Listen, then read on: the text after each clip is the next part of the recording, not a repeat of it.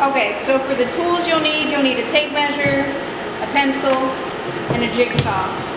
And then this is trim. It's flexible. You can also use PVC, something flexible. This wall is 6 feet tall, so I measured 4 feet from the bottom on each side. It makes it easier to line up your curve. You take your material, you line it up with the top, and then you line it up with the lines that you made. And then you just trace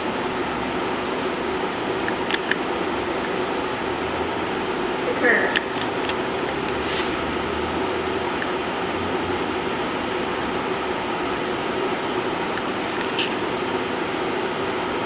Just like that.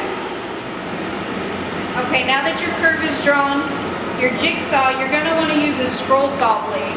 It makes a nicer cut when you do it. So when you get your scroll saw blade in here, you also want to lower the speed. So this is a higher speed, this is a lower speed. So you want to lower the speed down pretty far so that it also doesn't make it rough when you cut it.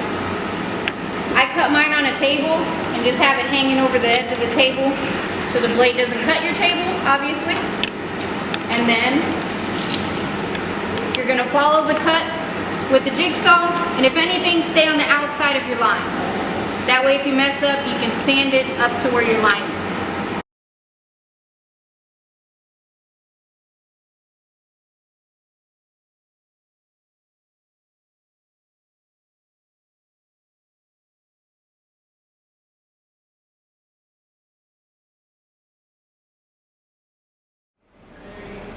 Okay, so this wall, same concept as the previous wall. This one is just getting a curve on one side. So again, same concept.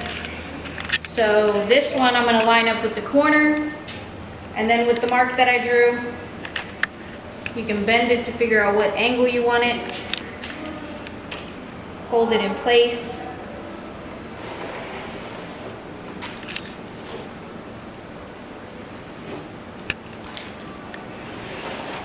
Follow your curve.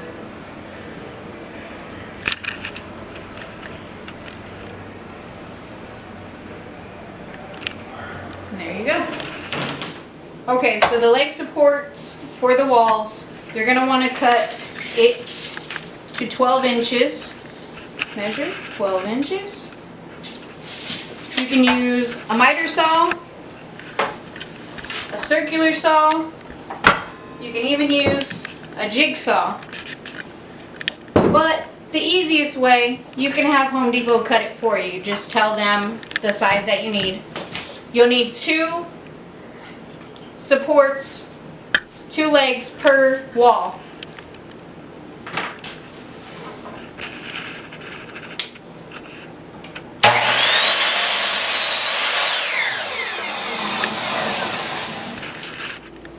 Alright, so you have your 2x4s that are cut down to 12 inches. You place them behind the wall. And then you have 2-inch construction screws. You're just going to drill from the front. You can hold on to the board in the back.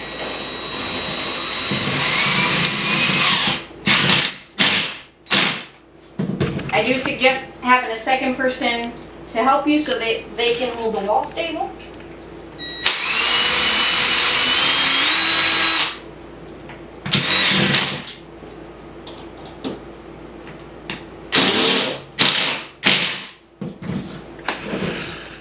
After you attach the legs, when you put the screws in, you want to make sure they're a little bit below the edge of the wood.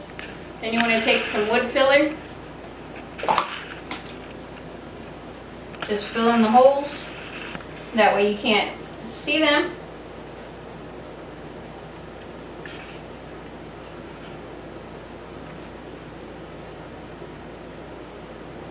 You let it dry. Once everything's dry, then you just take a little piece of sandpaper, really lightly sand it, take paint, touch it up, and then you're all done.